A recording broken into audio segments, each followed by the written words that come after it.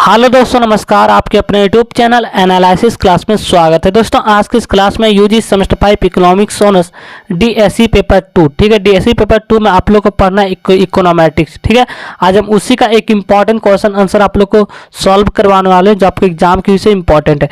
तो हमने पिछले वीडियो में आप लोग को रिग्रेशन बता चुके हैं। 2 वीडियो है, एक डेविएशन मेथड, एक नॉन डेविएशन मेथड, और यहाँ से 20 नंबर का प्रश्न आना तय है। इसलिए आप लोग वीडियो इस रिग्रेशन का दोनों को जरूर देख लीजिए, क्योंकि आपके एग्जाम के विषय 100% आना है, ठीक है। और आज की इस क्लास में आप लोग हम कोरिलेशन बताने वाले हैं। यहाँ से रिग्रेशन और कोरिलेशन से डायरेक्ट 40 नंबर का प्रश्न पूछा जाता है, इसलिए इंपॉर्टेंट। अगर आप सिर्फ 2 क्वेश्चन को सॉल्व कर लेते हैं तो यहाँ पे कभी कभार क्या करते हैं 60 नंबर का भी पूछा जाता है, दोनों मिलाकर, ठीक है। इसलिए ये दोनों टॉपिक 100% इंपॉर्टेंट है, ठीक है। तो आज के इस क्लास में हम कोरिलेशन का क्वेश्चन आप लोग को बताने वाले, जो 20 नंबर का प्रश्न पूछा जाता है और 100% आएगा, ठीक है। 100%, क्योंकि ये हर बार आता है कोरिलेशन। और यहाँ से 2 टाइप के प्रश्न बनते हैं कोरिलेशन का, और ये कभी कभार दोनों टाइप के प्रश्न पूछ लिए जाते हैं। पहला रैंक कोरिलेशन से पूछा जाता है और दूसरा कार्ल पियर्सन कोरिलेशन। तो रैंक कोरिलेशन को स्पीयरमैन कोरिलेशन भी कहा जाता है। आपके एग्जाम पेपर में जो रैंक कोरिलेशन ही देखने को मिलेगा, ठीक है। और दूसरा है कार्ल पियर्सन कोरिलेशन। तो चलिए आपको क्वेश्चन को लेकर चलते, देखते हैं आप क्वेश्चन किस टाइम में पूछे जाते हैं, ठीक है। तो ये रहा आप लोग का क्वेश्चन नंबर 5, जैसे कि आप लोग देख सकते हैं ये पिछले बार के एग्जाम में पूछा गया। स्पष्ट यहाँ पे लिखा हुआ calculate Karl Pearson coefficient of correlation. आपको सॉल्व करना है कार्ल पियर्सन मेथड से कोरिलेशन को, ठीक है, between the height of father and son of from table. आपका यहाँ पे 2 x का वैल्यू दिया रहेगा और ये y का वैल्यू, ठीक है। इसी को सॉल्व करना है, ये कार्ल पियर्सन मेथड से सॉल्व करना है। देख सकते हैं यहाँ पे पियर्सन के सहसंबंध गुणांक की गणना कीजिए। और एक प्रश्न बनता है रैंक कोरिलेशन से। अगर रैंक कोरिलेशन से प्रश्न आता है आपके एग्जाम में डायरेक्ट देखने को मिलता है, ठीक है। जैसे आप यहाँ पे देख सकते हैं compute the rank correlation, correlation ही पूछा गया, लेकिन एक कार्ल पियर्सन मेथड से और दूसरा रैंक कोरिलेशन से, ठीक है। रैंक कोरिलेशन बहुत इजी होता है सॉल्व करना, आप इसको बहुत आसानी से सॉल्व कर सकते हैं।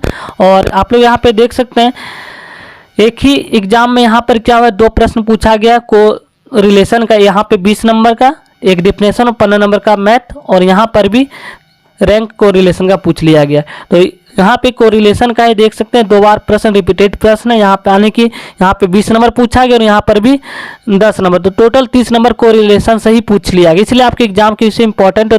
तो चलिए हम एक एक प्रश्न को सॉल्व करते हैं। आप लोग लास्ट तक बने रहिएगा। आप लोग चैनल पर नए तो चैनल को सब्सक्राइब कर लीजिएगा, ताकि आपको इसी पर लेटेस्ट अपडेट समय पर मिलता रहे। तो चलिए हम डायरेक्ट क्वेश्चन की ओर सॉल्व करते हैं।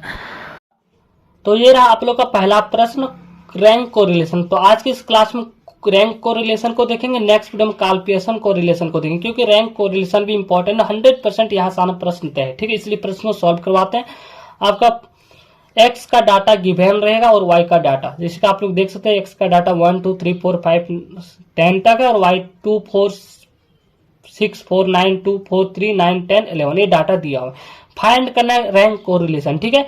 और इसके लिए फॉर्मूला क्या होता है, तो इसके लिए आरके से इसे डिनोटेट किया जाता है, ठीक है। रैंक कोरिलेशन को आरके से डिनोटेट किया जाता है। इसके लिए फॉर्मूला होता है 1 - 6 summation D square bye NQ - n। n जो है नंबर को बताता है, टोटल नंबर यहाँ पे 10 है, ठीक है। और n की का वैल्यू क्या हो जाएगा 10 का क्यूब, ठीक है। यहाँ पे 6 है, 6 का ये तो वैल्यू रहेगा, और समेशन डी स्क्वायर का वैल्यू निकाल। अब यहाँ पे क्या होता है कि प्रश्न 2 टाइप में बढ़ जाता है। प्रश्न क्या रहता है, इसी को R1 मान लिया जाता है और इसी को R2, लेकिन इसको तक कब मान सकते हैं R1 और R2, इसको आप लोग ध्यान में दीजिए, क्योंकि यहीं से अब मेरा डी वैल्यू निकलने वाला है, ठीक है। अब इसको R1 R2 कब मानेंगे, जब कोई x या y में से कोई डाटा सीरीज वाइज हो, तो तभी इसको मान लिया जाता है कि रैंक आर गिवन, यानी कि रैंक आपका दिया हुआ। नहीं तो हम लोग को क्या होता है रैंक निकालना पड़ेगा। अगर यहाँ पे 4 5 7 8 9 को अनबैलेंस सीरीज हो, यानी कि 1 हो 5 हो 6 7 8 9 2 4 3 हो, इस प्रकार यहाँ तो आपको सीरीज वाइज दिख रहा होगा। जैसे आप यहाँ पे देख सकते हैं 1 है 2 3 4 5 6 7 8 9 10। अगर इस रूप में है तो इसे मान लिया जाता है सीरीज है, यानी कि ये रैंक आर गिवन है, ठीक है। रैंक आर नॉट गिवन है, यानी कि रैंक आर नॉट गिवन कब होगा, जब यहाँ पे 4 5 3 2 0 9 8 6 2 1 रहता, यानी कि सीरीज वाइज नहीं रहता, तो ये रैंक आर नॉट गिवन में चला जाता। तो ये चला जाएगा रैंक आर गिवन, क्योंकि सीरीज वाइज है, तो हम इसी को मान लेते हैं R1 और R2। अगर ये सीरीज वाइज नहीं होता तो R1 और R2 निकालना पड़ता है। ठीक है, तो चलिए इसको सॉल्व करते हैं। तो इसको मान लिया R1 और R2, D निकाला जाता है किस का, तो D का फॉर्मूला होता है R1 माइनस R2। ठीक है, तो R1 का वैल्यू आप इसी को मान लीजिए और R2 का वैल्यू इसी को, D का वैल्यू निकल जाएगा और D का स्क्वायर करेंगे तो समेशन D का वैल्यू यहाँ पे जो ऐड करेंगे तो वैल्यू आ जाएगा। तो चलिए इसको सॉल्व करते हैं। तो R1 का वैल्यू 1 माइनस 2 क्या होगा, R1 का वैल्यू है 1, R2 का वैल्यू है 2। ठीक है, इसी को मान लिया R1, इसी को मान लिया R2। क्यों माने, क्योंकि रैंक आर गिवन है, ऐसा इसलिए क्योंकि यहाँ पे देख सकते सीरीज वाइज, अगर सीरीज वाइज नहीं रहा तो आपको R1 R2 निकालना पड़ता, एक दो स्टेप और बढ़ जाता, लेकिन आपको एक दो स्टेप यहाँ पे नहीं बढ़ना क्योंकि यहाँ पे रैंक आर गिवन का क्वेश्चन है। तो R1 है 1 माइनस R2 है 2, 1 माइनस 2 क्या होगा, 1 माइनस 2 तो माइनस 1 होगा। इसी प्रकार 2 minus 6 minus 4, 3 minus 4 minus 1, 4 minus 9 5 होगा, माइनस 5, 5 माइनस 2 3 होगा, 6 माइनस 4 होगा 2 होगा, 7 माइनस 3 4 होगा, 8 माइनस 9 माइनस 1 होगा, 9 माइनस 10 क्या होगा, माइनस 1 होगा, और 10 माइनस 11 तो 10 माइनस 11 क्या होगा, माइनस 1। तो यहाँ पे डी भी निकल चुका। अब क्या करना, डी का स्क्वायर कर देना है, डी का स्क्वायर करेंगे और जो वैल्यू आएगा यहाँ पे ये वैल्यू को ऐड करेंगे तो यहाँ पे समेशन डी स्क्वायर आसानी से निकल जाएगा, कोई दिक्कत तो नहीं यहाँ पे। ठीक है, तो माइनस 1 का स्क्वायर 1 होगा, माइनस 4 का स्क्वायर 16 होगा, माइनस 1 का स्क्वायर 1 होगा, माइनस 5 का स्क्वायर 25, 3 का स्क्वायर 9, 2 का स्क्वायर 4, 4 का स्क्वायर 16, 1 का स्क्वायर 1, 1 का स्क्वायर 1, माइनस 1 का स्क्वायर 1। तो माइनस 1 का स्क्वायर कीजिएगा तो माइनस 1 का स्क्वायर माइनस 1 इंटू माइनस 1 तो प्लस 1 हो जाएगा ना। ठीक है, अब इसको ऐड कीजिए करना है। जब आप इसको ऐड कीजिएगा तो आपका जो वैल्यू आएगा 75 आएगा। ठीक है, आप लोग इसको ऐड करके देख लीजिए। ठीक है, 75 ही आएगा। अब आपको फॉर्मूला में डायरेक्ट पुट करना और इसी टाइप के प्रश्न आपके पेपर में देखने को मिलेगा, बहुत आसानी से सॉल्व कर सकते हैं। आर के rank correlation equal to 1 minus 6 summation D square, summation D square value आ चुका है, सिर्फ वैल्यू को पुट करना है। N cube minus N, 1 minus N का वैल्यू यहाँ पे लिख लेते हैं, एन का value total number of value को बताता है, तो टोटल यहाँ पे नंबर कितना है, 10 है। ठीक है, ये जितना एक्स में नंबर है उतना वाई में होगा सेम, एन का वैल्यू है 10। ठीक है, 1 minus 6 summation D square value 75 आया बाय एन क्यू, एन का वैल्यू है 10, 10 का क्यू 1000 होगा माइनस 10। सॉल्व करना है, 1 माइनस 75 इंटू 6 कितना होगा, 6 पच्चे 30, हाथ में 3, 7 6 42, 3 45 मैंने 450। ठीक है, तो 1 तो बाहर रहेगा, इसी में बट्टा होगा। ठीक है, ये पूरा बट्टा नहीं होगा, इसी में 1 माइनस 450 बट्टा। ठीक है, और एन का क्यू 1000 माइनस 10 990। ठीक है, तो 1 माइनस 450 बट्टा 990। चलिए इसको हम लिख लेते, तो 1010 कट जाएगा। और अब यहाँ पे क्या करना है, आपको 1 को बाहर ही रखना, 99 से 45 से भाग दीजिएगा तो कितना आएगा, तो भाग देने पर आएगा आपको 0.45। ठीक है, आप कैलकुलेशन कर लीजिएगा। और 1 माइनस 0.45 होगा तो कितना बचेगा, तो 0.5 बचेगा। ठीक है, और आगे जो होगा तो यहाँ पे आपका वैल्यू आता है 0.55। ठीक है, जब इसको 1.00 माइनस कीजिएगा 0.45 तो 10 में 5 5, 1 पे 40 में 10, 10 में 1 इधर ले चला गया, 9 में 4 गए तो 5 0, तो 0.5 जो कि यहाँ पे पॉजिटिव है। यहाँ पे अब क्या होता है, यहाँ पे लिखना होगा आपका जो कोरिलेशन आया पॉजिटिव कोरिलेशन। ठीक है, पॉजिटिव कोरिलेशन। ठीक है, लिख देना है पूरा और ये आंसर हो जाए। इस प्रकार कोरिलेशन टाइप के क्वेश्चन को सॉल्व किया जाता है। तो चलिए अब क्वेश्चन को सॉल्व करते हैं। ये तो आपका प्रश्न था रैंक आर गिवन, आपको यहीं से पहचानना होगा कि ये सीरीज वाइज होगा तो रैंक आर गिवन होगा। ठीक है, और अगर सीरीज वाइज नहीं होगा तो रैंक आर नॉट गिवन होगा। तो चलिए उस टाइप के भी हम क्वेश्चन को सॉल्व करते हैं ताकि आपका प्रश्न कहीं से भी आए बहुत आसानी से सॉल्व कर सकते हैं। ठीक है, क्योंकि यहाँ पे रैंक आर गिवन था, कैसे पहचाने, क्योंकि यहाँ पे सीरीज वाइज था। तो इसी को मान लिया R1, इसी को R2। अगर ये सीरीज वाइज नहीं होगा तो R1 निकालना होगा, R2 भी निकालना होगा, फिर आगे यही कंसेप्ट होगा, यही फॉर्मूला होगा, इसी पर बेस्ड होगा। ठीक है, तो चलिए सॉल्व करते हैं। ये सॉल्यूशन इसका कंप्लीट होता है और यहाँ से बहुत इजी होता है, 20 नंबर डायरेक्ट आसानी से उठा सकते हैं और कभी बार 10 नंबर का भी पूछ लिया जाता है। तो चलिए नेक्स्ट क्वेश्चन को सॉल्व करते हैं। नेक्स्ट क्वेश्चन नंबर 2 को सॉल्व करने वाले हमने क्वेश्चन नंबर 1 में था कि रैंक आर गिवन। आपका सिंपल सा क्वेश्चन रहेगा फाइंड रैंक कोरिलेशन। ठीक है, फाइंड रैंक कोरिलेशन रहेगा और इसमें आपको फाइंड करना है कोरिलेशन। तो कोरिलेशन सॉल्व करने के लिए क्या फॉर्मूला था, आर के equal to 1 minus 6 summation D square by N cube minus N. अब आपको फाइंड करना है डी निकालने के R1 और R2 रैंक यहाँ पे आपको निकालना होगा। अब रैंक कैसे जानेंगे रैंक दिया है नहीं दिया है, तो आपको सिंपल से ध्यान देना एक्स और वाई में वैल्यू। इसमें कोई सीरीज वाइज नंबर दिख रहा है, नहीं दिख रहा है, तो यहाँ रैंक आर नॉट गिवन का क्वेश्चन है। तो रैंक आपको निकालना पड़ेगा, यानी कि R1 आपको निकालना होगा और R2 भी निकालना होगा।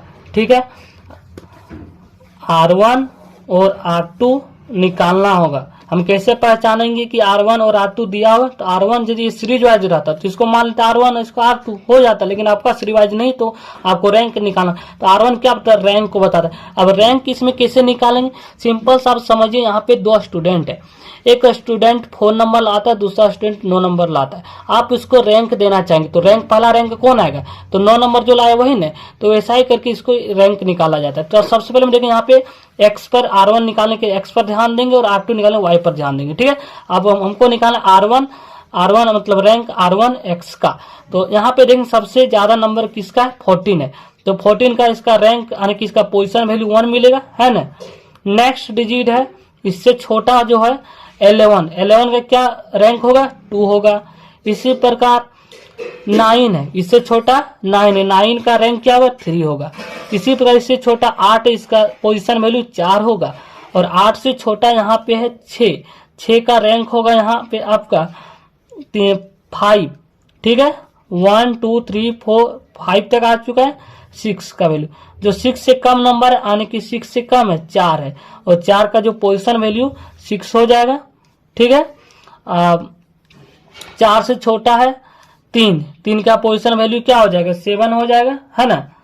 और 3 से जो छोटा है वो 2 नंबर है, 2 नंबर का सबसे लास्ट पोजीशन 8वां रैंक में है। इसी प्रकार रैंक 1 निकाला जाता है। ठीक है, अब निकालना R2, बिल्कुल वैसा है जैसे हमने एक्स में निकाला, इसी में R2। अब R2 में किसका रैंक क्या होगा, तो सबसे ज्यादा नंबर वाला कौन है, यहाँ पे देख रहे हैं 16, सबसे ज्यादा नंबर वाला इसका रैंक 1 मिलेगा। इससे कम वाला को रैंक 2 मिलेगा, इससे कम क्या है 12 है, इसको मिलेगा रैंक 2।